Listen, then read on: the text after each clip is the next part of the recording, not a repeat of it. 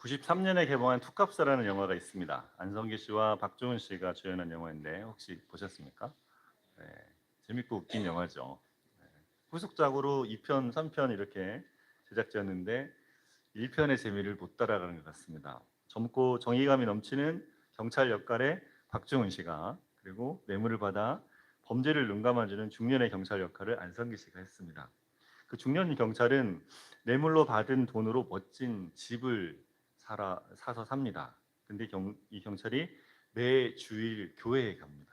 그리고 교회 가서 뭐 하냐면 자기의 죄를 고백하고 회개합니다. 자기가 지은 죄를 눈물을 흘리며 간절히 고백하죠. 그리고 다시 일상에 돌아가서 자기가 원하는 대로 세상을 살아갑니다. 영화적인 과장이 좀 있긴 하지만 많은 그리스도인들이 사실 이런 모습으로 살아가는 것이 현실입니다. 주일에 1시간 정해서 예배하는 것으로 가지고 있는 양심의 가책을 덜어내려고 합니다. 그런 다음에는 자기가 원하는 대로 자기가 원하는 삶을 살아가고자 하죠. 이렇게 살아가는 것은 일상의 삶과 신앙의 생활이 나눠져 있는 것입니다. 예수님 우리를 교회에서뿐 아니라 일상에서도 그리스도인으로 주님 앞에 예배자로 살아가도록 우리를 부르셨습니다. 그런 말을 들으면 이게 무슨 말인지를 뭔 말인지 이렇게 물어볼 수도 있을지 모르겠어요. 일상을 살아가면서 어떻게 예배를 드립니까? 네. 여러분 예배가 뭔지를 아직 잘 모르기 때문에 그런 겁니다. 예배를 알면 이게 무슨 의미인지를 우리가 알게 되죠. 그래서 오늘 본문은 예수님께서 예배가 무엇인지에 대해서 우리에게 알게 해주십니다. 예배가 무엇인지를 알게 되면 우리는 어떻게 그런 예배를 그런 자리에서 우리 일상에서 드릴 수 있는지를 또한 알게 되는 것이죠. 오늘은 하나님이 찾으신 예배자라는 제목으로 본문을 통해 주신 은혜를 함께 나누기를 원합니다. 첫 번째로 하나님은 영과 진리로 예배하는 자를 찾으신다입니다. 여러분 요한복음 4장 앞에 예수님께서 사마리 여인을 찾아가신 것을 함께 나눴어요. 우물가에서 마실 물을 구하러 간 여인에게 예수님은 영원히 목마르지 않는 생수, 마시면 솟아나는 배에서 솟아나는 생수를 주겠다고 하십니다. 그자 여인이 뭐라고 예수님께 그런 물이 있다면 내게 줘 주십시오라고 했어요. 이게 다 이해해서 구한 게 아니라 그런 물이 도대체 있단 말이에요. 그럼 한번 줘보세요 이런 이야기였다고 그랬죠. 그렇게 말하는 이 여인에게 이렇게라도 구한 여인에게 어, 예수님께서 이렇게 그 다음에 말씀하세요. 오늘 본문입니다. 16절, 18절 말씀 같이 보겠습니다. 이르시되 가서 내 남편을 불러오라. 여자가 대답하여 이르되 난 남편이 없나이다. 예수께서 이르시되 내가 남편이 없다 하는 말이 옳도다.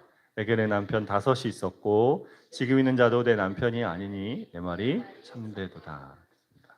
예수님이 뭐랬어요? 네 남편을 불러오라 그랬어요. 그럼 이 여자가 뭐랬어요? 그 전에 내게도 그런 물을 주십시오 했단 말이에요. 그러면 이제 물을 주는 것과 관련된 이야기를 해야 되는데 동문서답 하시는 거죠. 남편을 불러와라. 갑자기 그러시는 거죠. 처음 만난 사람이 남편을 불러와라. 생수를 준다고 그랬는데 남편을 왜 불러와요? 생수가 많은 생수통이 너무 무겁나? 들고 가야 되나? 그렇게 그려온 게 아니죠. 예수님은 이제 그녀와의 대화를 그녀의 삶의 자리로 가져가기 원하셨어요. 대화를 하려면 이제 말을 이끌어 방향을 틀어야 되잖아요. 그녀가 마실 물 아니라 더 깊은 필요가 있다는 것을 알려주기 원하셨습니다. 예수님 말씀에 그녀는 저는 남편이 없습니다라고 이야기했어요. 사실 그녀 곁에는 겉으로는 남편 같은 존재가 있었습니다. 이전에 5명의 남편이 있었고 지금 있는 남편도 남편으로 여기지 않았습니다. 그래서 예수님의 이 질문이 이 여자를 당황하게 한 거죠. 남편을 데려오라고? 누구를 데려오지? 사람 데려가야 되나? 어떻게? 이 사람 아직도 아무도 나에게 저대로 남편이 되어주지 않았고 이 사람들 내 남편이 어떻게 해야 되지? 하면서 많은 생각을 하게 된 거죠. 자기 남편 아닌 또 다른 남편. 그래서 여러 지난 시간들 그녀의 가졌던 선택들, 아픔들 뭐 이런 것들을 이렇게 생각하죠. 드러내고 싶지 않고 건드리고 싶지 않은 아무도 알지 못하는 그녀의 마음의 깊은 것들이 감춰져 있는 것들을 나타내고 싶지 않았죠. 그래서 그 자리에 덮습니다. 남편을 데려가라 했는데 아무도 모르잖아요. 이 사람이 알 게 뭐야. 그래서 남편이 없습니다. 이렇게 말을 했죠. 그래서 이렇게 대답을 하면 어떻게 돼요? 모르는 사람이면 그냥 아 남편이 없구나. 그렇게 되는 거잖아. 그리고 이렇게 말을 해서 이 난감한 질문을 피하고 싶었어요. 감추고 싶었습니다. 여인이 아담과 하와가 죄를 짓고 나서 나무 뒤에 이렇게 숨은 것처럼 숨은 거예요. 이 답을 해가지고 어둠 속에 있으면서 그냥 어둠에 머물고 싶었습니다. 그러니까 눈앞에 빛이 예수님의 빛이 비추고 있지만 자신이 그 어둠 자신의 어둠이 드러나고 싶지 않아서 어둠 속으로 들어갑니다. 예수님이 근데 그녀를 그냥 거기 놔두지 않습니다. 그냥 거기 잘 있으면 놔두면 되는데 어떻게 하십니까? 그냥 두지 않으세요. 어떻게 합니까? 17절 하반절에 네가 남편이 없다 하는 것이 옳다. 옳다 맞아. 그러면서 전에 네가 남편이 5이 있었고 지금 있는 사람도 네 남편이 아니라 그랬어요. 여인이 깜짝 놀랐을 겁니다. 그죠? 네. 자기의 지난 모든 인생을 알고 있는 거예요. 여러분 지금 우리가 살고 있는 평생, 나 어렸을 때부터 나도 가물가물한 기억을 누군가가 알고 있어. 다. 꼭 그런 것 같지 않습니까? 깜짝 놀랐지 않습니까? 어디 가면 뭐 용하다 이러는데 예수님이 앞에 나타난 사람이 앉아 네 얘기를 한 거야. 네가 5명이냐? 그래 맞아. 넌 남편이 없는 게 맞아. 5명이 있었는데 있잖아. 지금 있는 사람도 네 남편이 아니야. 그러니까 이 사람이 깜짝 놀랐어요. 예. 어쩌면 5명이 있었다는 거는 이 여인만 아는 걸 수도 있겠죠. 예. 다른 사람 진짜 모르는 한 3명 정도 있었는데 2명 모르는데 자기만 아는데 와, 내가 어디 이렇게 움직였는데 그 일을 안다고? 그 시간들을 안다고? 이렇게 깜짝 놀랐을 수도 있습니다. 그래서 감춰놓은 자기만의 알고 있는 그 자리를 주님이 보고 계신 거죠. 예. 감춰진 어둠의 자리를 주님이 비추고 계신 것입니다. 주님이 왜 이렇게 하십니까? 왜 비추고 계세요 거기를? 그 자리를 뭐 하려고? 예, 회복시켜 주시려고 하시는 것입니다. 그녀를 만나기 위해서 요한복음 4장에 예수님이 사마리아를 통과해야만 하겠다 그랬잖아요. 거기를 꼭 지나가야만 했어요. 왜? 이 여인을 만나기 위해서. 그래서 이렇게 오셔야만 했던 예수님은 이 여인의 마음속으로 조심스럽게 지금 다가오시죠. 그래서 햇볕 아래서 기다리시고 물을 달라 하시고 생수를 준다 하시면서 그녀와 관계하셨습니다. 그리고 그녀가 관심을 보이자 이제 그녀의 내면을 이렇게 들춰내시죠.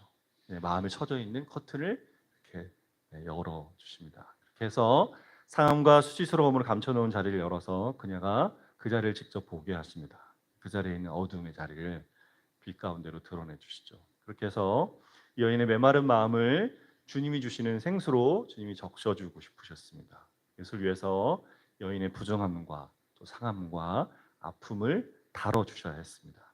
예수님은 거기까지 가셔야 했어요.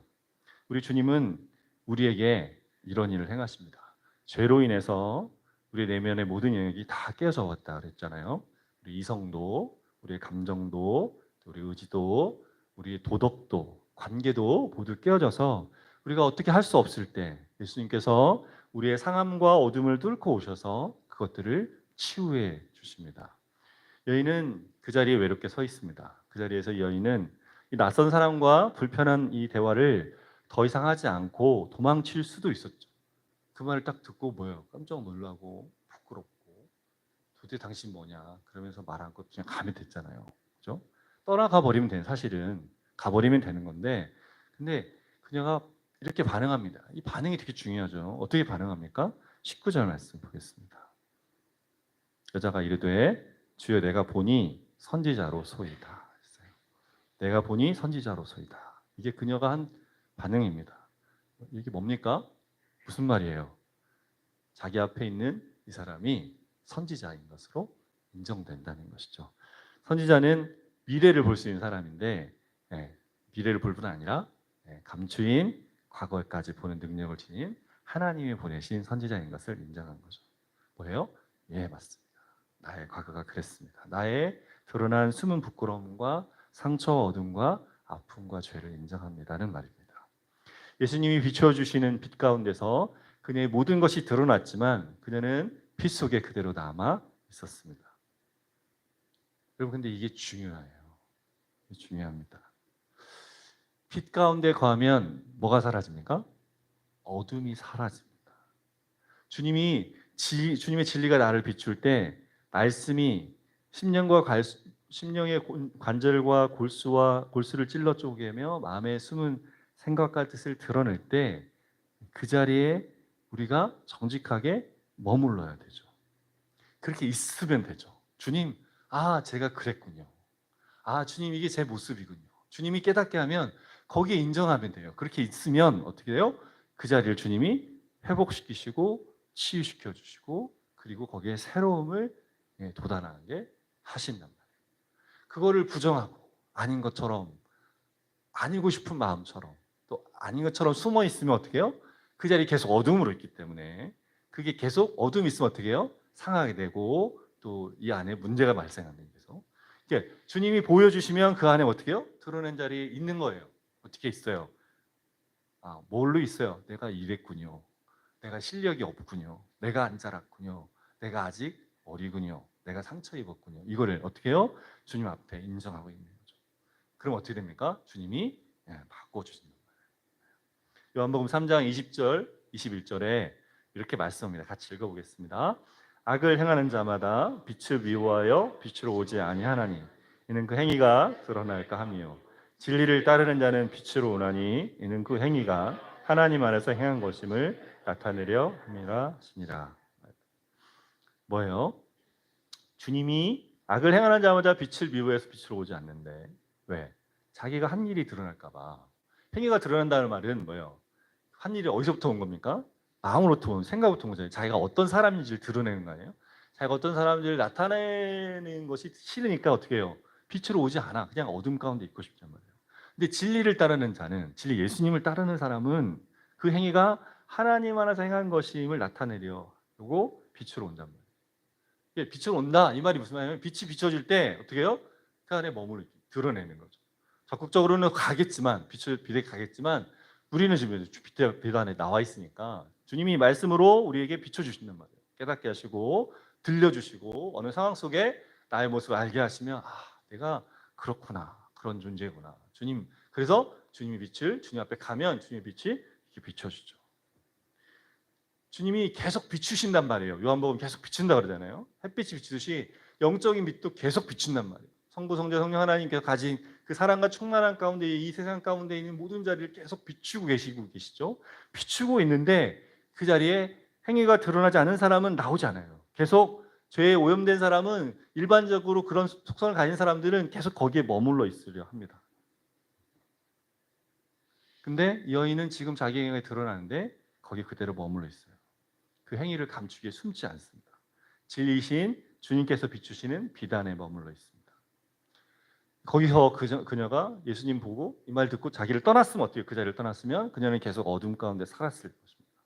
그러나 그녀는 그녀의 행위가 주님 안에 드러나는 것을 받아들였어요. 그것으로 그녀는 주님 주시는 생명의 물을, 구원을, 또 회복을 얻게 될 것이었습니다. 주님의 복음은 우리의 내면의 어둠을 비춥니다. 상한 자리, 마음의 아픔의 자리를 비춥니다. 예배 자리에서 우리는 상한 심령을 가지고 주님 앞에 서는 것이죠. 20절 말씀을 같이 한번 더 보겠습니다. 우리 조상들은 이 산에서 예배하였는데 당신들의 말은 예배할 곳이 예루살렘에 있다 하더이다.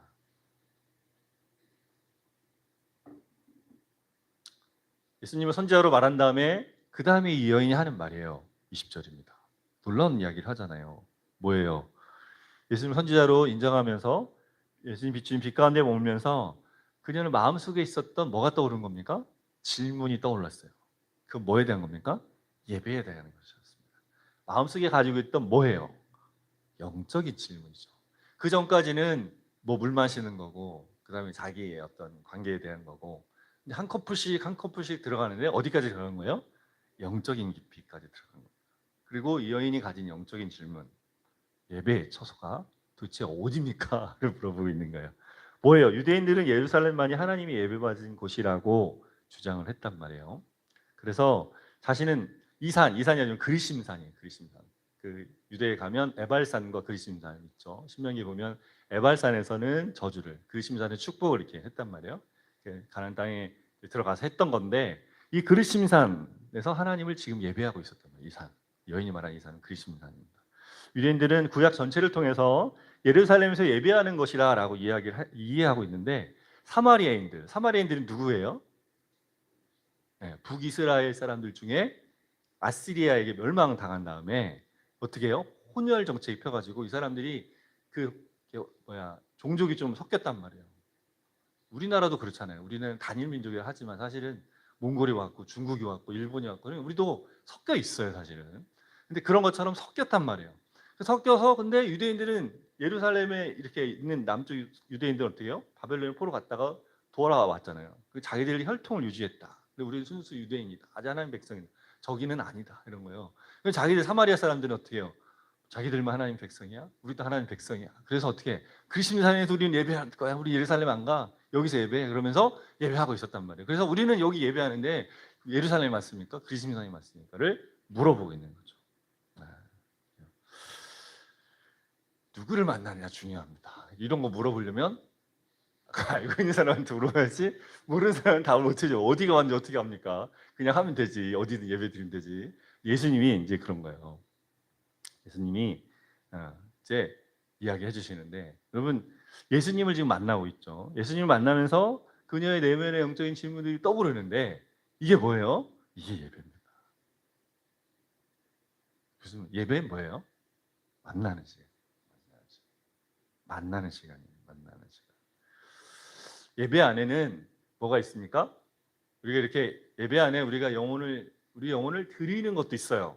주 앞에 엎드려 주님 앞에 머물러 우리 영혼이 주님께 올려지는 것도 있습니다. 그런데 뭐가 또 있습니까? 하나님의 영광과 임재가 하심이 함께하는 자리. 하나님의 영광이 임재하는 자리가 있습니다. 우리의 찬양과 간구와 예물 드림이 있고 또 하나님의 말씀 주심과 은혜 주심이 또 있죠. 올라가는 것과 내려오는 것. 이것이 계속 반복되고 있는 역동성이 있는 게 예배입니다. 멈춰 있지 않아요. 여기서 우리가 뭔가 흐름을 따라 순서를 따라 가지만 사실 우리 영혼은 하나님과 우리 사이에선 예배 시간에 뭐가 되냐면 주고받는 일을 계속하고 있습니다. 관계하고는 일을 하고 있고 만나는 일을 하고 있습니다. 우리가 이제 찬양 드리고 기도하고 이 모든 순서를 따라갈 때 그게 굉장히 중요한 거예요. 뭐가 중요한 거예요?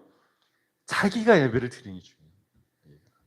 구약의 레위기에 보면 굉장히 예배 하나님께 제사 드리는 규정들이 나오잖아요.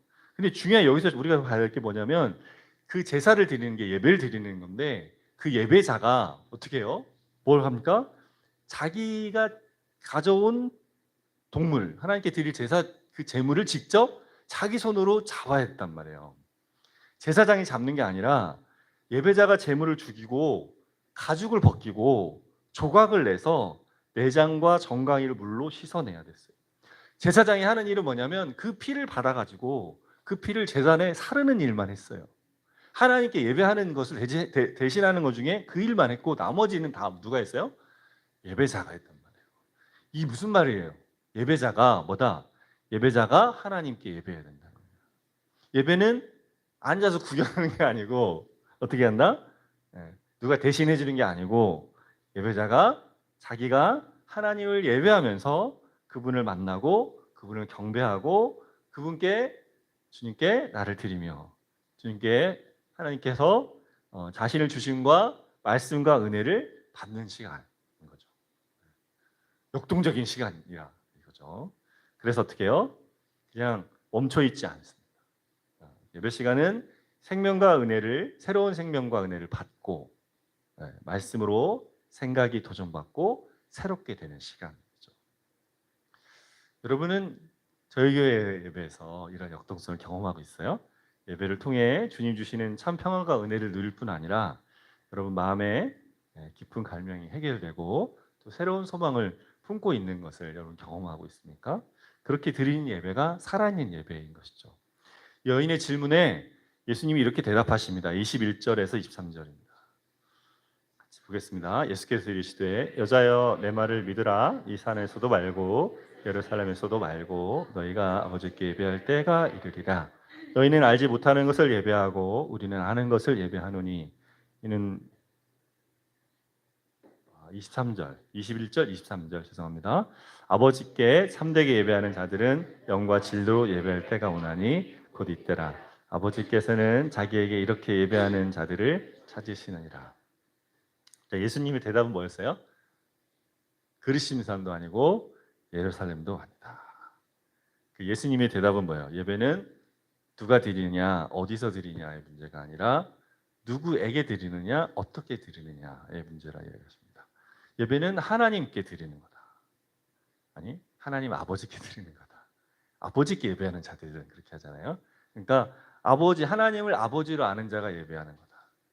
하나님 받으신 예배는. 많은 종교가 있고 사람들이 뭐 예배처럼 드린 게 있지만 하나님 아버지가 받으신 예배는 하나님을 아버지로 아는 자예요. 그렇죠? 네. 예수님 말씀한 거죠. 그렇죠? 아버지께 예배하는 자들은. 그래서 기도할 때도 하늘에 계신 우리 아버지요. 기도를 어떻게 해야 됩니까? 하늘에 계신 우리 아버지. 하나님을 아버지 아는 자가 기도하는 것이다. 하나님을 아버지로 누가 알아요? 예수님을 통해 안다 그랬잖아요. 그죠? 그리고 예배도 마찬가지. 예수님을 통해서 아는 사람이 예배하는 거다. 그러니까 하나님 그거 받아요.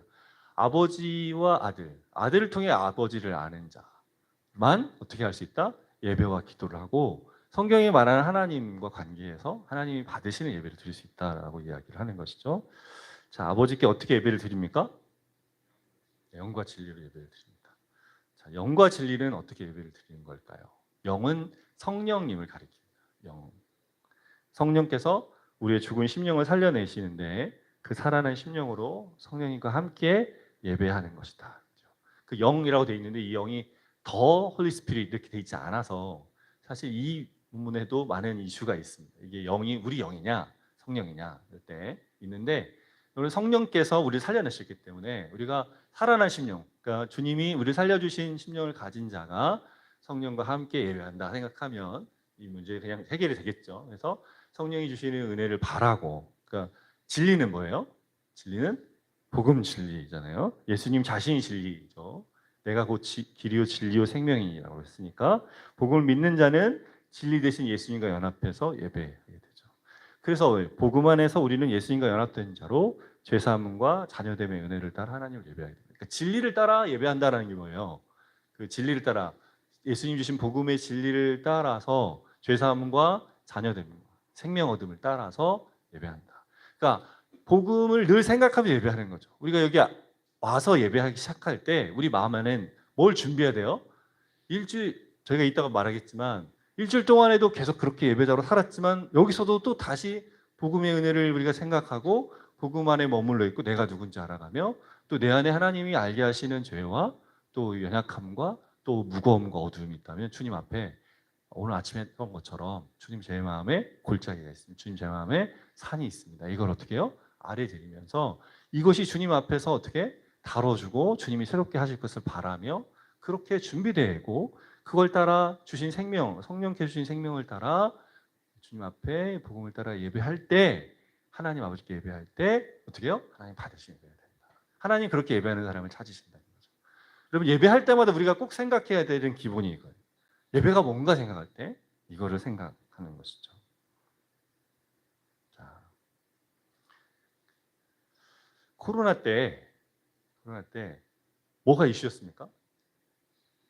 네, 예배 드리 지금 대면에서 예배, 이렇게 나와서 예배 드리느냐 아니면 비대면을 해야 되는 이슈였어요. 그래서 교회는 처음에 대면과 비대면을 지키려 했습니다. 그러니까 대면을 지키려고 그랬죠. 안 된다. 우리 예배를 방해하지 마라. 있다가 이 상황이 좀 안 좋아졌고 그래서 결국 어떻게 합니까? 우리가 이렇게 그러지 않아도 된다. 왜냐하면 우리가 예배의 본질이 뭔지 알기 때문에 그렇게 했던 거예요. 우리가 비대면으로 예배할 수 있다. 중요한 건 뭐였습니까? 그 시간을 지나고 나서 지나면서 우리가 알게 된 건 뭐예요? 중요한 건 대면이냐 비대면이냐가 아니다. 중요한 건 예배가 뭔지를 알고 드리는 게 중요하고 예배자가 갖는 태도가 중요한 거죠. 예배자가. 비대면을 드릴 때 사람들이 시간이 지나면서 점점 알게 된 건 비대면 드리니까 어떻게 한다? 잠옷 입고 앉아서 소파에 이렇게 앉아 듣다가 늦게 앉고 있다가 대충 끄고 뭐 이렇게 그러더라. 그 비대면도 어떻게 하나님께 예배할 때 원래 교회 가듯이 좀 이렇게 잘 차려입고 준비해서 앉아서 예배 드리면 마음으로 이렇게 드리면 되는 건데 우리가 예배는 사람들 우리 있을 때는 어떻게 교회 오니까 이렇게 다 준비해야 되지만 거기 집에서는 안 해도 되니까 그게 아니다라고 생각을 하면 우리 마음이 중요한 거죠. 영과 진리로 드리는 게 중요해요. 본질적인 것이 굉장히 중요한 상황이 되었습니다. 여러분 그래서 어떻게 돼요? 우리가 아버지께 영과 진리로 예배하는 자들. 저희 교회 저희가 드리는 예배를 여러분 예배가 기대가 되시나요? 매주마다 드릴 때마다 여러분 한 사람 한 사람의 기대, 하나님을 향한 기대가 중요합니다. 우리 교회가 드린 예배가 아니라 나를 만나주실 주님, 복음 안에서 나를 만나시고 우리 교회 예배를 기쁘게 받을 주님을 기대합니다. 그렇게 한 사람 한 사람 우리의 마음이 함께 나아갈 때 하나님 거기에 부으시죠. 하나님의 은혜와 영광 간절을 부으십니다. 그래서 우리 각자 예배할 때마다 복음 전의 은혜를 새롭게 하며 살아난 심령으로 진리를 따라 아버지 앞에 온 몸과 영혼을 드리며 예배하고 하나님의 임재와 영광 안에 머물게 되기를 소망합니다. 두 번째로 하나님은 영과 진리로 이때에 일상에서 예배하는 자를 찾으신다입니다. 23절에서 24절 말씀 보겠습니다. 아버지께 참되게 예배하는 자들은 영과 진리로 예배할 때가 오나니 곧 이때라. 아버지께서는 자기에게 이렇게 예배하는 자들을 찾으시느니라. 하나님은 영이시니 예배하는 자가 영과 진리로 예배할지니라. 예수님이 지금 예배 드릴 때에 대한 이야기를 하고 있어요. 아버지께 예배할 때가 오나니 곧 이때라 그랬습니다. 예수님은 두 가지를 이야기하시는 여기서 예배할 때가 오고 있는 것과 오나니가 오고 있는 거잖아요. 오고 있는 것과 그리고 이때에 대해서 이야기하셨습니다. 곧 이때라. 이렇게. 오고 있는 때는 언제입니까? 예수님의 십자가의 죽으심과 부활의 때를 가리킵니다. 그래서 예수님께 십자가에 죽으시고 부활하시면 예배는 성전이나 산에서 제물을 드리는 것이 아니라 영과 진리 안에서 드리는 예배로 바뀌게 된다는 것이죠. 이 말씀을 하고 계시는 예수님께서는 이제 예수님 십자가의 죽으심과 부활을 통해서 이 예배를 바꾸실 것이었어요. 예배를 예수님 통해서 바뀌잖아요. 예배가 바뀔 것입니다. 그래서 우리는 지금 바뀐 예배의 때를 살면서 예배를 드리고 있죠. 예수님께서 영 단번에 드린 제사로 우리는 이제 예수님 안에서 영과 진리로 하나님을 예배하는 때를 살고 있습니다. 그러면 이제 때가 오나니는 해결이 됐어요. 근데 곧 이때라 하잖아요. 오나니 곧 이때라. 이게 이때라가 문제예요. 이때는 뭡니까? 이때는 지금이죠. 지금 맞습니다. 자, 이때는 언제예요? 지금. 성경에서는 지금이 언제입니까? 예수님이 이 여인을 만나는 때가 이때입니다. 그래서 이때는 어떤 때예요? 예수님을 만나고 예수님과 대화하고 예수님께서 이 여인에게 빛을 비추시는 때입니다. 예수님이 말하는 이때는 지금 네가 나를 만나서 나의 말을 듣고 네 영혼의 깊은 것들이 감춰진 것들이 드러나고 있는 이때, 너의 상처와 아픔과 죄와 어둠이 빛 가운데 드러나는 이때, 참 진리인 나를 만나며 그 자리에서 일하는 성령의 역사로 너의 죽은 심령이 살아나며 내 영광 앞에 머무는 바로 이때가 예배할 때다. 이때, 그때가 이때라는 거죠. 지금 이때가, 지금 이렇게 되고 있는 이 자리가 예배할 때다. 예배는 언제 하는 거예요? 언제 한다? 이때야 한다. 이때야 한다. 예배는 그리심산이냐 예루살렘이냐 문제가 아니라 네가 진리인 나를 만나서 내 말을 듣고 내 앞에 머물러 있는 이때, 여기가 바로 예배할 때고 예배의 장소라는 것이죠. 그래서 그리스도인의 신앙생활에서 예배가 가장 중요합니다. 신약에서 로마서 12장 1절과 2절에 삶으로 드리는 예배. 그러므로 내가 하나님 모든 자비하심으로 너희를 권하노니 너희 몸을 하나님이 기뻐하시는 거룩한 산 제물로 드리라. 너희 드릴 영적 예배니라. 예배에 대해서 정확하게 명시적으로 이야기하는 구절이 로마서 12장 1절 2절에 있는 말씀. 그리고 이 말씀과 신약에 있는 이 말씀, 두 가지 말씀이 명시적으로 되어 있어요. 거기면 나옵니다. 예배가 너무 중요한데 왜 이렇게 이곳에서만 말씀하시는 겁니까? 여기서 지금 요한복음 이 4장에서 예수님이 이 여인을 만나시며 주시는 예배에 대한 이해가 중요하고 이 이해면 충분하다. 예배는 사마리아 여인처럼 그녀를 찾아오셔서 만나주시는 주님 앞에 반응하며 주님을 알아가는 것이며, 주님이 이렇게 이때의 영과 진리로 예배하는 자를 찾으신다는 것이죠. 언제나 항상 현재로 이때 드리는 것이 예배다라는 것입니다. 예수님이 여인을 만나는 곳이 어디였어요? 사마리아의 우물가였습니다. 사마리아의 우물가는 이 여인에게는 일상을 살아가는 곳이었죠. 왜 여기에 됐습니까? 주님은 우리가 살아가는 일상에서 우리를 만나 주시겠다는 것입니다. 거기서 만나 주시며 거기서 우리 예배를 받아주시겠다는 거죠. 이때 거기 그 자리에서 이때가 되게 하시는 그 자리를 살게 하시겠다는 것이죠. 어떻게 우리가 살고 있는 일상의 자리, 하나님도 없고 인간의 영도 없는 고단한 학교와 학원과 일터에서, 우리가 허리띠를 풀고 집안에 머물러 있는 가정에서, 거기서 영과 진리를 따라 아버지 앞에 나가며 드리는 예배를 받으시겠다는 것이죠. 그래서 예배는 언제 드려요? 이때에. 그게 언제예요? 일상에서. 그렇게 연결되는 거예요. 우리가 가진 생각을 깨야 돼요. 네. 그럼 뭐예요? 이거 어떻게 깨집니까? 그냥 깨지는 게 아니라 예수님이 지금 오나니 곧 이때라를 연결시키시잖아요. 예수님이 연결시키지 않으시면 그 예배 때는 그 예수 이전에 드리던 방식으로 드려야 된단 말이에요. 근데 여인한테 지금 그래요. 내가 만들 거야 이거를. 내가 이때 예배 드리는 거 만들 거라. 오나니 내 몸으로 내가 십자가에서 제물에서 죽고 다시 살아서 너희에게 늘 만나고 너희와 늘 함께하는 그 자리로 내가 나갈 것이고, 너희는 그래서 언제든지 나 앞에 나올 수 있다. 언제든지 나를 만날 수 있어. 내가 열어놓은 길 안에서를 말씀하시는 것이죠. 그래서 우리는 어떻게 해요? 교회에서 드리는 예배와 우리가 살아가는 일상에서 삶을 드리는 예배가 다르지 않다. 여기서와 동일하게 우리가 살고 있는 삶의 자리에서도 영과 진리를 따라 예배 드리는 자로 살아가는 것이죠. 예수님의 십자가의 죽으심으로 지성소에 머물던 하나님의 영광과 임재가 성소로 세상으로 나오게 됐습니다. 이제부터 예배의 방식이 바뀌었어요. 성소에 와서 동물의 피로 제물을 드리는 방식에서 머문 곳에서 십자가를 통해 하나님께 언제든지 나아가는 방식으로 바뀌었어요. 그래서 우리는 거기서 언제나 하나님을 예배하는 예배자로 살아갑니다. 여러분, 거기서 예배자로 살아간다는 것은 세상에 깨어진 것을 보며 그것을 회복해 하신 그리스도의 십자가의 죽으심과 부활을 바라보는 것이죠. 깨어진 것이 뭐라 그랬습니까? 내 자신이 깨어졌고, 나와 이웃과의 관계가 깨어졌고, 나와 세상과의 관계가 깨어졌고, 가장 중요한 관계, 하나님과의 관계, 깨어진 이 네 가지 깨어짐들을 어떻게 해요? 그리스도의 십자가의 회복의 은혜를 보며 그 앞에 계속 나아가는 것이 뭐다? 예배다. 예배다. 그럼 어떻게 합니까? 그때마다 그리스도의 예배 드릴 때마다 회복의 은혜가 우리에게 자리하게 된다는 거죠. 시편 51편 17절 말씀 같이 읽겠습니다.